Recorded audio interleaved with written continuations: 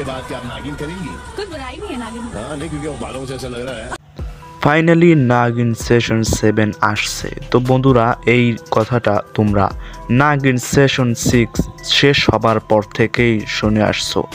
তো বন্ধুরা নাগিন সেশন 7 এর প্রডিউসার একতা কাপুর তো নাগিন সেশন 6 শেষ হবার সাথে সাথেই নাগিন সেশন 7 এর অ্যানাউন্সমেন্ট করে দিয়েছেন।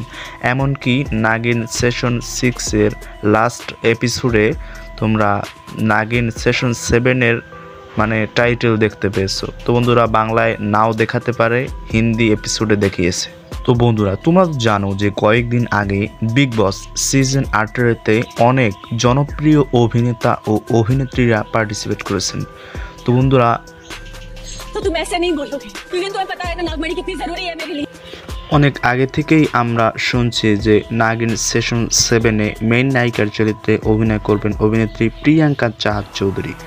বিগ বস সিজন 18-তে অনেক অভিনেত্রীরা নাগিন সিরিয়ালের জন্য অডিশন দিয়েছেন।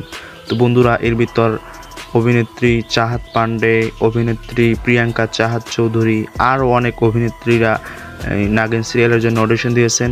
তো বন্ধুরা এই নাগিন সেশন 7-এর জন্য অডিশনের পর অভিনেত্রী চাহাত পান্ডের নাগিন লুক ভাইরাল হয়েছে। তো বন্ধুরা এদের সম্ভাবনা বেশি যে নাগিন সেশন 7-এ অভিনেত্রী চাহাত পান্ডেকে মেন নায়িকার চরিত্রে অভিনয় করতে দেখা যেতে পারে। বন্ধুরা যদি বলো তোমরা যে নাগিন সেশন 7 কবে আসছে, তো বন্ধুরা বেশি দিন লাগবে না, এমনিতেই নাগিন সেশন 6 শেষ হয়েছে, অনেক দিন হয়ে গেছে।